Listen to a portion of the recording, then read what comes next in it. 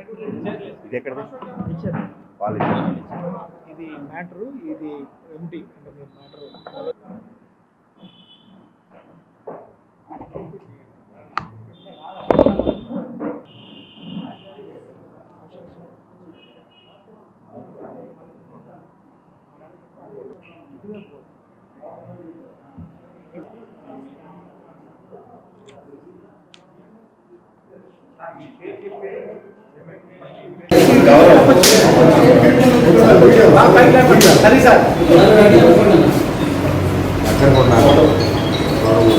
సచివాలయ ఉద్యోగుల ఐక్యత, సచివాలయ ఉద్యోగుల ఐక్యత.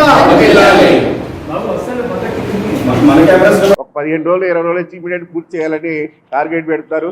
జిల్లా కలెక్టర్స్ సంబంధిత మండల అధికారులకి అదేవిధంగా మున్సిపల్ అధికారులకి వాళ్ళు ఇమీడియట్గా సర్క్యులేట్ చేసి 100% అయ్యేటట్టు ఇమీడియట్గా ఎంప్లాయీస్ని ఒత్తిడి చేయటం జరుగుతుంది. కాబట్టి ఏదైనా ఒక సర్వే ఇచ్చేటప్పుడు ఏదైనా వర్క్ ఇచ్చినప్పుడు కనీసం మినిమం పీరియడ్ ఒక ట్రయల్ రన్ చేసి ఆ మినిమం పీరియడ్ ఇవ్వాలని మరి మీ ద్వారా గ్రామ వార్డు సచివాలయ డిపార్ట్మెంట్ని కోరుతున్నాం. అంతే ప్రతి మండలంలో కానీ ప్రతి మున్సిపాలిటీలో కానీ ప్రతి అధికారులు కూడా చిరుచూపు చేస్తున్నారు. మేము తీసుకునేది 30,000 రూపాయలు, 1,00,000 లక్ష పైన డ్రా చేసే ఉద్యోగులు ఉన్నారు. వాళ్ళు ఏం పని చేస్తారో ఆఫీసులకు వెళ్ళి సర్వే చేయండి. 30,000 తీసుకునే ఉద్యోగిని ఉదయం 7 గంటలు ఇస్తే సాయంత్రం 6:30 8 దాకా కూర్చొని పని చేయండి ఒత్తిడి చేస్తారు. కాబట్టి మాకు వేతనం ఎంత ఉందో అంతవరకు పని కల్పించాలి. అంతేగాని భారం అంతా తీసుకొచ్చి, ఎందుకంటే ప్రతి లైన్ డిపార్ట్మెంట్స్ వర్క్స్ కూడా ఇంటర్మ్ గ్రామవార్డు సచివాలయం ఉద్యోగుల యొక్క ప్రతి ఉద్యోగి కూడా ఒక జాబ్ చార్ట్ ఉంది, మా రోల్ ఉంది, మా జాబ్ చార్ట్ మాకుంది. అది చేయనీయకుండా మిగతా అన్నీ కూడా లైన్ డిపార్ట్మెంట్స్. ఇదేంటంటే ఈ సందర్భంగా జిల్లా కలెక్టర్లను కూడా మేము కోరుతున్నాం, ఈ గ్రామ వార్డు సచివాలయ జేఏసీ ద్వారా ఒకటి ఏంటంటే, మీరు ఏదన్నా రివ్యూ మీటింగ్ పెట్టినప్పుడు లైన్ డిపార్ట్మెంట్స్ ఏదన్నా అడిగినట్టు తక్కువ మీరు ఒక ఎంపీడీఓలో లేదా కమిషనర్స్కి డైరెక్షన్ ఇస్తారు. ఇంటర్వ్యూ వాళ్ళు తీసుకొచ్చి సచివాలయ ఉద్యోగులు పెడుతున్నారు.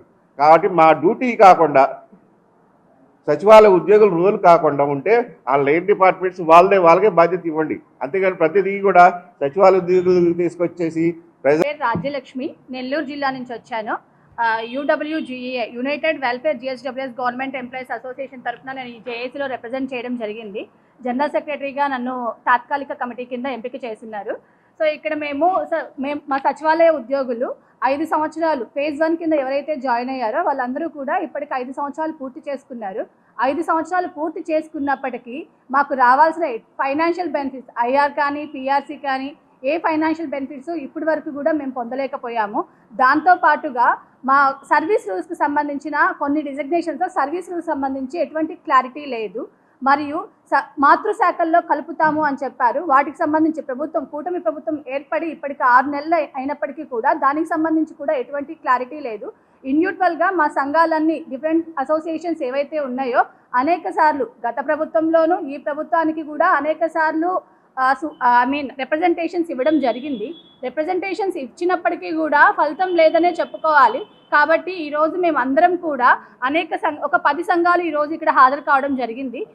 15 సంఘాలు హాజరు కావడం జరిగింది. ఈ 15 సంఘాల వాళ్ళము కలిసి ఈరోజు మేమందరం కూర్చొని మాట్లాడుకొని ఇలా విడివిడిగా మనం రిప్రజెంటేషన్స్ ఇవ్వడం కంటే కూడా అందరం ఏకతాటి మీదకి వచ్చి మన కామన్ ఇష్యూస్ డిఫరెంట్ డిజిగ్నేషన్స్ ఇక్కడ వాళ్ళు మన గ్రామవార్డు సచివాలయం ఎంప్లాయీస్ టోటల్ రూరల్ అర్బన్ కలిపి 22 డిజిగ్నేషన్స్ వాళ్ళు ఉన్నారు. వాళ్ళందరం కూడా ఇక్కడ మేము కలిసి డిఫరెంట్గా మనం రిప్రజెంటేషన్స్ ఇవ్వడం కంటే ఏకతాటి మీదకి వచ్చి జేఏసీగా ఫామ్ అయ్యి మనం రిప్రజెంటేషన్స్ ఇవ్వడం వల్ల మనకు కొంత ఉపయోగం ఉంటుంది అని భావించి ఈరోజు ఇక్కడ జేఏసీని ఫామ్ చేయడం జరిగింది.